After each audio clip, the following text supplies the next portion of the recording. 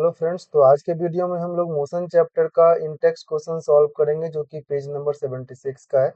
नए बुक का page number दिया हुआ है यहाँ पे। तो फर्स्ट क्वेश्चन देखो क्या कह रहा है। आपको डिफरेंस बताना है स्पीड और वेलोसिटी के बीच में। ठीक है, तो आप देख लो कि स्पीड और वेलोसिटी में क्या क्या डिफरेंस आप लिख सकते हैं। सबसे पहला तो ये है कि आप दोनों का डेफिनेशन लिख सकते हो। ठीक है, नो प्रॉब्लम। डेफिनेशन लिख दिया तो एक एक डिफरेंस तो यही बन जाता है। तो स्पीड का हो गया ratio of distance and time. ठीक है, वैसे अगर वेलोसिटी में देखोगे तो ratio of displacement and time. Okay, तो पहला डिफरेंस हो जाता है। सेकंड डिफरेंस क्या है कि स्पीड का सिर्फ स्पीड का मैग्नीट्यूड होता है। स्पीड के पास सिर्फ मैग्नीट्यूड होता है, डायरेक्शन नहीं होता। इसीलिए हम लोग कह सकते हैं कि स्पीड एक स्केलर क्वांटिटी है। वैसे ही अगर वेलोसिटी की बात करें तो इसके पास मैग्नीट्यूड भी है प्लस डायरेक्शन भी है, so it can be it will be a vector quantity. Third number देखो, it can never be negative. तो स्पीड कभी भी नेगेटिव नहीं होता। क्या मतलब है इसका? तो आप पहले जानते हो ना कि स्पीड इक्वल्स टू होता है डिस्टेंस बाय टाइम। तो अगर डिस्टेंस नेगेटिव पॉजिटिव या कुछ भी होगा उसी हिसाब से स्पीड भी बदलेगा। तो डिस्टेंस कभी भी नेगेटिव नहीं होता। ये हो सकता है कि ये पॉजिटिव हो या फिर बहुत हुआ तो ये जीरो हो जाएगा, लेकिन नेगेटिव में जाएगा ही नहीं। तो उसी हिसाब से हम लोग कह सकते हैं कि स्पीड भी आपका नेगेटिव नहीं होता। सिमिलरली अगर आप यहाँ पे देखते हो वेलोसिटी, ठीक है, तो वेलोसिटी का नेगेटिव होना, पॉजिटिव होना और जीरो होना तीनों ही चल सकता है। नेगेटिव क्यों होगा? क्योंकि डिस्प्लेसमेंट पे डिपेंड कर रहा है, तो डिस्प्लेसमेंट नेगेटिव भी होता है। अगर इधर आप जा रहे हो तो डिस्प्लेसमेंट पॉजिटिव, उसी डायरेक्शन में रिटर्न आ रहे हो तो डिस्प्लेसमेंट नेगेटिव हो जाता है। अगर आप बात कर रहे हो पॉजिटिव की तो सेम डायरेक्शन में जाने पर पॉजिटिव ही रहेगा। और जीरो की बात कर रहे हैं तो अगर घूम के उसी पॉइंट पे आते हो जहां से स्टार्ट किया था, जहाँ की बन जाता है initial point equals to final point, तो उस केस में डिस्प्लेसमेंट जीरो हो जाएगा, तो वेलोसिटी भी जीरो हो जाएगा। क्वेश्चन नंबर 2 देखो, under what condition magnitude of average velocity and average speed दोनों का सेम हो सकता है? तो आप पहले एक काम करो कि एवरेज वेलोसिटी का फॉर्मूला लिख लो। तो हमने लिख लिया एवरेज वेलोसिटी इक्वल्स टू हो जाता है total displacement by total displacement by total time. ठीक है, टोटल टाइम। अब एवरेज स्पीड की बात करते हैं। एवरेज स्पीड अगर लिखोगे आप तो क्या हो जाएगा? एवरेज स्पीड हो जाता है टोटल डिस्प्लेसमेंट की जगह क्या लिखना है आपको? डिस्टेंस लिखना है। ठीक है, total distance by total time. अब दोनों फॉर्मूला में कंपेयर करो तो क्या कहानी हो रहा है देखो तो। ये नीचे वाला पार्ट तो बराबर है, तो दोनों ही सेम है, टोटल टाइम। लेकिन अगर बाय चांस टोटल डिस्प्लेसमेंट हो जाए टोटल डिस्प्लेसमेंट के बराबर, तो केस क्या मिल जाता है कि अगर टोटल डिस्प्लेसमेंट टोटल डिस्टेंस के बराबर हो जाएगा तो magnitude of average velocity will be equal to magnitude of average speed. तो केस क्या मिल जाता है हमारे पास? If total displacement total displacement becomes equal to total distance, ठीक है, then the magnitude of average velocity and average speed will be equal। इसको दूसरे पैटर्न में भी आप लिख सकते हो। होता क्या है कि टोटल डिस्प्लेसमेंट और टोटल डिस्टेंस एक ही केस में पॉसिबल है, और वो केस है कि when object moves in straight line. When object moves in straight line, ठीक है, तभी पॉसिबल है। तभी आप कह सकते हो कि टोटल डिस्प्लेसमेंट टोटल डिस्टेंस के इक्वल होगा। बात समझ में आ गई ना? तो आप या तो दोनों लिख दो या दोनों में से कोई एक लिख दो तो काम चल जाएगा कि किस कंडीशन में एवरेज वेलोसिटी एवरेज स्पीड के इक्वल होता है। अब देखो थर्ड नंबर में क्या कहा जाए, व्हाट डज ओडोमीटर। देखो हमने पढ़ा है पहले कि स्पीडोमीटर क्या होता है। अब पूछ रहा है कि ओडोमीटर क्या है। ऑटोमोबाइल में ओडोमीटर क्या मेजर करता है? तो हमें पता है कि स्पीडोमीटर क्या मेजर करता है। अगर स्पीडोमीटर के बारे में बात करते हैं तो स्पीडोमीटर मेजर करेगा स्पीड को। ठीक है, कैसे हम लोग देखते हैं?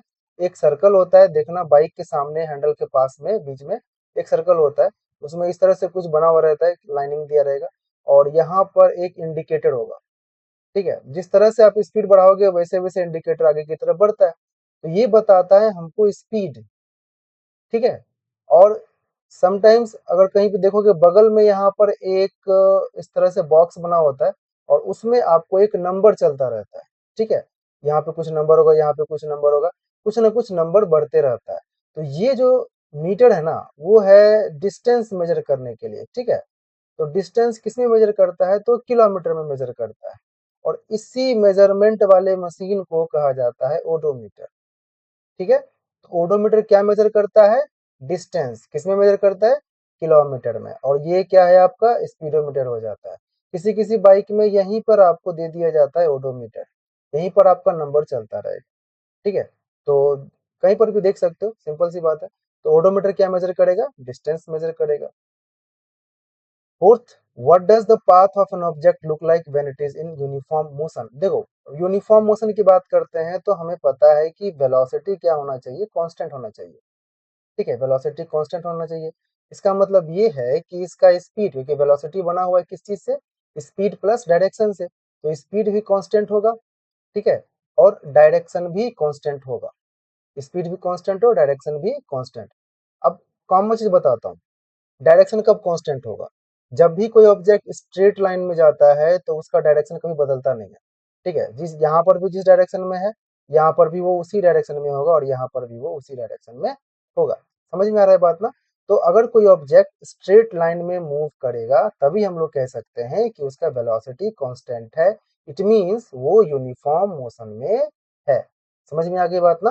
तो यूनिफॉर्म मोशन का पाथ कैसा होता है? तो आप लिख सकते हो सीधा स्ट्रेट लाइन होता है। ओके, चलो अब अगले पार्ट पे चलते हैं। During an experiment a signal from spaceship reach the ground. अब देखो यहाँ पर ये हमारा अर्थ है, ठीक, ये अर्थ हो गया। अब यहाँ पर कोई स्पेसशिप है हमारा, ठीक है? स्पेसशिप समझ लो।